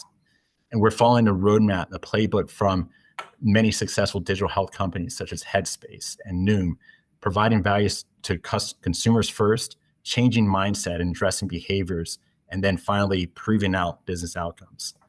And we've just incorporated this year, and we're already working with our first major client, Healthy Mothers, Healthy Babies of Hawaii, and their 5,000 families. We have a strong pipeline in the future. We've also just secured our first employer contract last month, and we're launching our B2C side next month with a target of 3,000 paid users by the end of the year. We're operating with a go-to-market flywheel approach where we're having a very cost-effective consumer acquisition, as well as growth hacking techniques with partnerships with micro-influencers and product-led growth. On the B2B side, we're pursuing scalable channels and partnerships with mission-aligned organizations. And our competitive advantage is clear. We're building a highly engaged, high impactful proprietary database to understand a child and their family's needs. And we're addressing the mental health care crisis, not at age 13, but from day zero, where we can help proactively predict challenges for the future, providing lifetime value for the family. There are a number of companies out there competing in this space, but we stand out with having text messaging, anticipatory guidance, combined with human level support. We've already secured funding for the next 2 years, and we're not currently raising, and we're operating on a very lean budget to really look at developing our market. We're having selective conversations with investors as we look ahead to the future. Returning to Aviva's story, unfortunately and tragically, Aviva passed away at the age of 10 months old in the hospital. To this day, we still don't have the answers to her diagnosis. And as I held my daughter for the very last time, I told her, Daddy doesn't know what happened, but I'm going to do everything I can to make sure no other parent has to feel that way. And that starts with getting them the answers they need. And that's my promise to my daughter. And our vision is to build the most trusted parenting platform on the planet, positively impacting 1 billion lives around the world. Thank you. Wow. Thank you, Hans. I truly appreciate your story. It's beautiful, very well done presentation. And a man and a father on a mission, right, cannot be stopped. So very well done. Any questions? I feel uniquely disqualified to ask you a couple silly questions, Hans, but I'm going to try. Just trying to catch my breath. That was inspirational. Is this in partnership eventually or in competition with the United Health and the Kaiser and the Sharp, and I have UC Health? Is this app go up into my experience with my provider, or is this a completely separate than experience? What do you think? Yeah. So with regards to the healthcare system and particularly carriers, there's lots of conflated alignments, I would say, in terms of what they want to see. One of the biggest catastrophic claims that they claim is really premature labor and premature births, which can cost millions of dollars, depending on how early that is. Proactive guidance, anticipatory guidance goes a long way, from preventative measures such as diet, exercise, also adherence to clinical visits. Who has a bigger stake and much more direct stake is really self-funded employers who are at the end of the day, they are paying the bills. Sure, United and the Cignas and Bucas of the world, but self-funded employers and most Fortune 500 companies probably before that. Copy. Thank you. Hans, look, you always look for founders with, kind of founder market company fit, right? And you certainly, I think, nailed that on target there. One of the things I always look at from when we look at healthcare kind of oriented kind of companies, is effectively kind of who pays for this, right? Because to some extent we have one of the most interesting, or you can argue broken, or certainly not well aligned system of health, right? Where we have a tri-party system, where the guy who's getting care is not exactly, notionally the guy paying for care, or at least directly, right? And so everybody has been trying to kind of get to that self-funded guy with a new PMPM, right? A lot of these companies are inundated with new models that quote unquote save them X amount of money, and whatever the case may be. And ultimately they are bottom line oriented, right? This is an additional kind of benefit that they would have to offer as part of their, God knows, 30, 40, 50 different benefits that they're getting pitched kind of to every day. How do you separate how do you rise above the noise here? Like why this versus orthopedic? Why this versus, because at some point they have to choose, right? Because they can only stack so much offerings at some point that they're effectively either paying for or just making available, right? Yeah. Type of thing. So how do you go about kind of clearing that noise floor for you guys? Yeah, it's an excellent question, Howard. And to productivity in the workplace, from absenteeism, presenteeism, and retention, attrition, it is one of the biggest hidden costs that they don't understand and they don't realize. Why is that? Because it's very hard to measure. What is the impact? There's certainly a very long-term impact versus short-term, CFO level KPIs. But what we're talking about here in the proprietary data set, if you have kids, if you're a parent, you probably know roughly where your child stands percentile wise on physical height and weight. But you probably don't know where they stand. Maybe a 3-year-old stands on social, emotional, cognitive, language, movement. That's the percentile based kind of scoring measurement, what we're doing. All these milestones are super important because it gets in front of a lot of developmental delays. So if a speech delay isn't caught at 2 years old, that could actually cause anxiety, depression, and mental health issues later on. That falls on the government's dime. Normally, city, state, local governments are paying that. If that child's not able to reach their fullest potential, become a taxpaying citizen, even, and so the long run, it really is the government. It is Medicaid as well. That's why we're text message first. But again, there's the short run, there's the long run. For us, it's really providing value to the parent first and foremost, and building that out. Self-funded employers in the employer space, the government contracts. We have a way of actually identifying which governments are actually spending a lot of money at that very early day, because that has such a big ROI in the long term. But whether governments focus on the long term or short term, that's another matter altogether.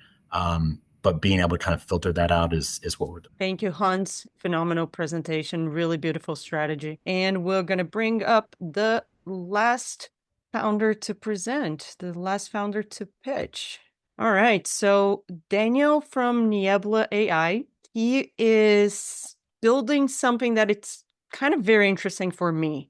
Level 5 autonomous driving powered by unsupervised AI that adapts to real-world edge case in real time. As a Tesla driver, I have been put in many situations where I wish I wasn't. So, judges, if we're ready, I'm going to turn it over to Daniel. All righty. Thank you so much, everybody. Thanks, Tessa, for the intro there. My name is Daniel Niebla, founder of Niebla. Basically, we are an autonomous vehicle startup company. What we are working on is indeed level 5. And I just want to go over a few facts regarding what exactly this even means. So self-driving cars, they are kind of a promise, right? They're a promise of being free from this, 100-year, game of trying to survive the ecosystem of transportation.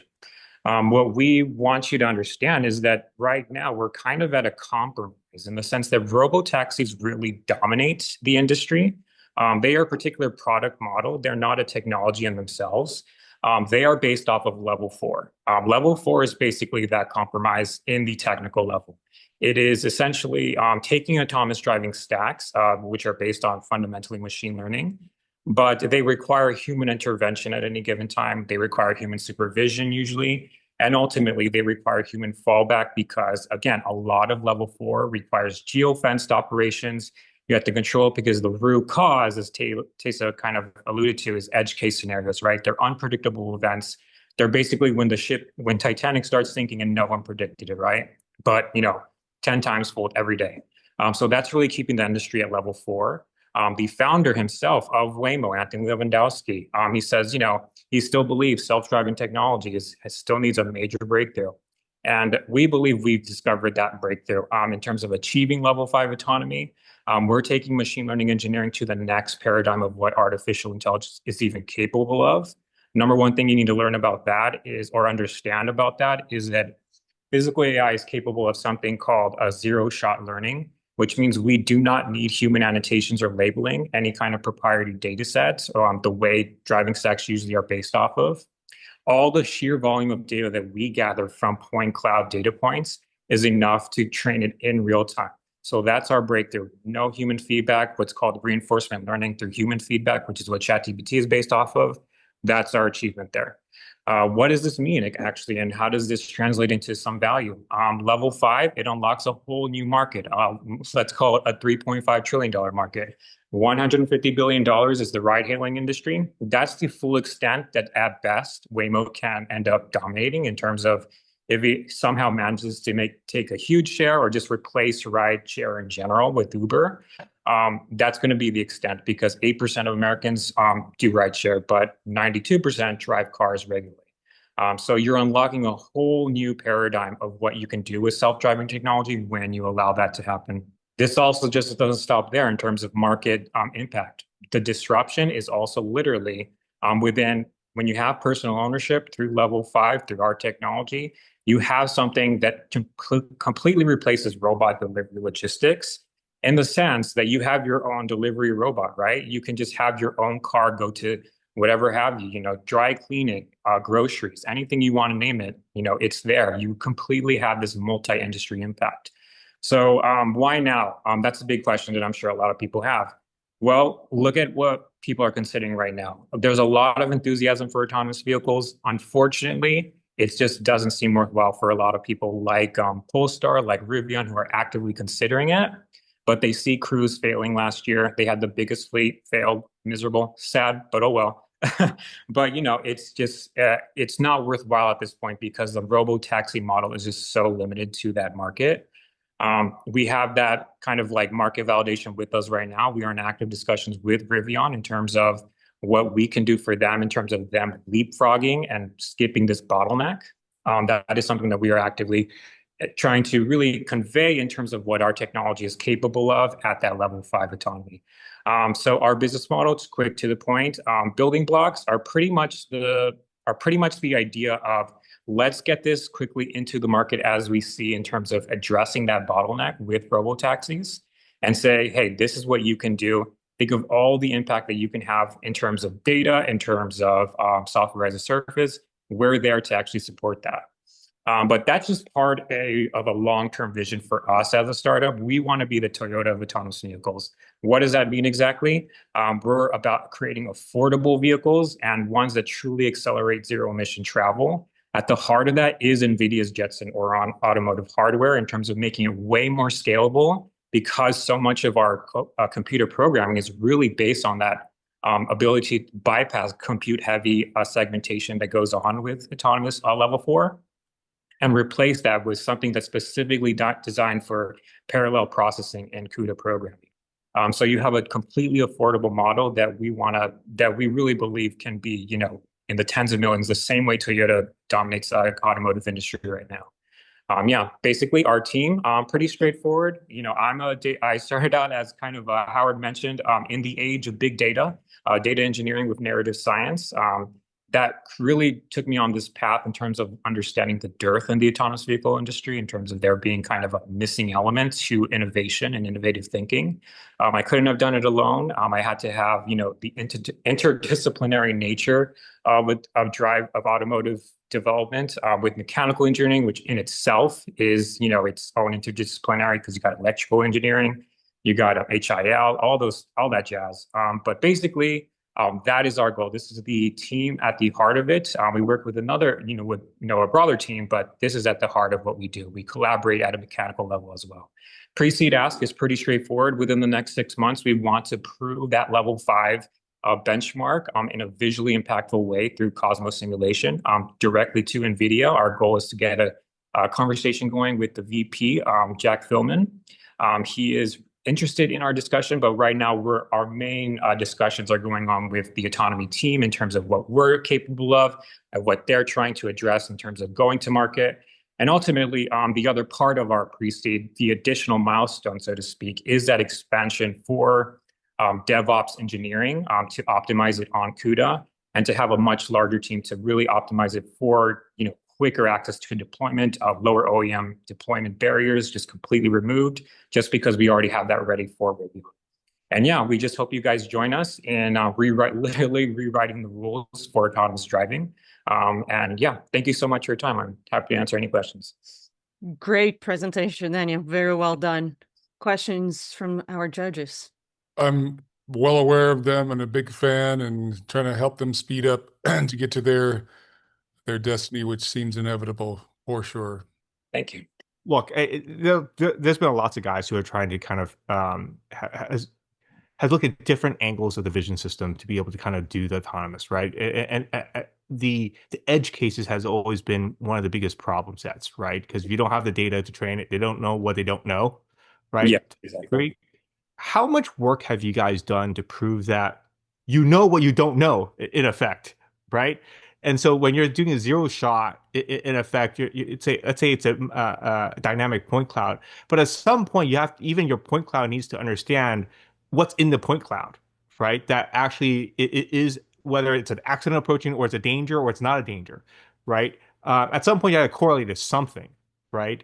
Yeah. And so how much work have you guys done, whether it's through simulations, real world, whatever, right, to prove that, hey, look, we can solve edge cases because you show me anything that I haven't seen before, and my simulation will basically show, hey, I'm showing something different from a Waymo approach or a Tesla approach or whatever the case may be. How much work have you done from that perspective? Yeah, pretty much all the above except for real world. In terms of validating, within because obviously when you develop at this scale, it's fundamentally science-based, scientific research-based. So you start with NumPy, then you go to TensorFlow, and you have the benchmarks available there. When you actually try to simulate it, you do it through synthetic data. Again, the challenge there is, how exactly do you create synthetic data for an environment that's supposed to be unpredictable because you're just inputting synthetic data, right? So the challenge there is always trying to configure, as kind of like you guys are talking about, a creative way to address, how do we predict unpredictable situations? That's kind of like the paradox that goes on with autonomous vehicles. The fundamental ingredient that I can give you is essentially that when you think of the nature of how a machine thinks, it's very different from a way a human perceives the environment. We're not actually interacting, or a machine learning program is not actually learning from a 3D world. It's taking frames per second, and it's taking all that data in and ultimately predicting something. So when you look at it from that perspective, in the sense that you're redefining perception as not only supposed to emulate human, but beyond human perception, when you give it that angle, you actually allow it to say, okay, edge case scenarios, yeah, that's something unpredictable for humans, but is that really unpredictable for a machine learning architecture that is capable of having just enough auxiliary information about its world, about what the kind of data it's going to take in, specifically from XYZ coordinates in point clouds? And is anything really, truly, extraordinarily different? Fundamentally, no, in the sense that it doesn't need to notice something completely anomaly-based. It can just look at something that's unusual and say, do I have to evade this? Is this something that I need to avoid at this certain point? Because it's not thinking the way a human would. When a human sees someone driving a motorcycle past it, 75 miles an hour, you have to be able to see that person go beyond you, and you have to make a decision at that point. The scale of this kind of thinking in generalized zero shot is that it can make a prediction on something that's occurring 300 meters away, someone who's maybe drunk driving 300 meters away past a certain amount of buildings, and say, okay, that might be something that's not very typical to safe driving. So what do I do about that? So it's already configuring solutions and predictions within its what's called the ego. And then it's making decisions on whether it's a time to failure event, in the sense that it's going to be inevitable, that it has to deal with it. And then you change that in terms of it being able to address the edge case scenario from that perspective. And then what ends up happening at scale is that it becomes way more precise at avoiding edge case scenarios, in terms of, again, nothing is ever going to be perfect, right? You can't perfectly, create this AI that's just invincible to all situations. But when you allow yourself to rethink the nature of how a machine can perceive the world, then you can start to configure ways where it's actually thinking about challenges within that environment in a whole new and in a really, frankly, superior way to maneuvering around those potentially dangerous situations. Thank you so much, Daniel. Great presentation. Amazing what you're building. Judges, we have one of you guys who needs to submit the final score. Please make sure that you do, because we will announce the winner right here on the call. So while I wait for the last judges submitting, First and foremost, I want to congratulate all of you. Those were 5 extraordinary pitches. You guys are building something that is truly amazing. Very different areas, like we have from the application layer to more deep tech. So I really appreciate everything that you guys are doing. And also thank you for the judges, like there was some really good questions that you all had. All right. Before I actually give the results, judges, any comments or feedbacks for everyone in general? This is inspirational. You're onto something really important. Do not give up the fight. All you guys are doing something, I think, very unique and different. I think there is a there, I think, for a lot of the stuff you're doing. While early, I think I think all very interesting approaches to solving problems, right? So yeah, it was a great range. By the way, applause and a hand for the Pegasus team over there. It did a ton of hard work here. And down selecting kind of these 5 guys was I'm sure an undertaking onto its own. Honestly, congrats. I mean, getting here is the first step in a long journey that you're about to undertake. And honestly, can't be more excited to watch your progress as you continue to blossom. So congrats again. It's a team effort. I am not going to lie. It's a major congrats to all the founders that applied because we had some phenomenal founders. The semifinals was pretty interesting. So I appreciate you all being here. Seems like we do have a clear winner, although there's a couple of ties as well. So we have tied up in, I'm going to call them all 3rd places. So drum roll. Aparti, Phaseshift, and Niebla. You all had 10 points total. So the score was from 1 to 5. So well done, guys. Pretty solid. Then we had our 2nd place, Zenthos, with 11. So well done. And Hans, I already see you smiling. You got 12 points. So very well done. You're the winner of this lightning round pitch competition. Nice job. Everyone, just so we go over a little bit of the prize.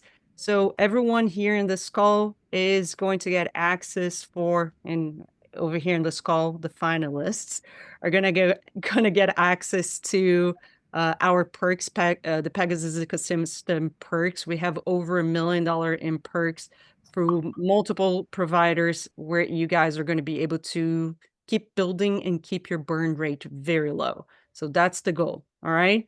Then you also are going to get access to one of our startup programs. We're going to provide you with sponsorship so you guys can keep working, keep building. And as Howard said, some are early, and so start building that traction. All right. Hans, on top of everything that I just said and the exposure, of course, you also gonna now officially go into due diligence with us for $100,000 check. So well done and congratulations. Nice. Very good. Awesome, Hans. Big congrats. Really Yeah. appreciate it. And thank you for the panelists for coming and spending your time with us. I know that it was not an easy thing to do, to reserve time. So want to thank you guys as well. And Thaisa, big thank you for putting this together. Really appreciate it. It was a pleasure. Thank you everyone for being here. Everyone from the audience to our finalists, to our judges, you guys are truly amazing. So it's all in you. I appreciate you all.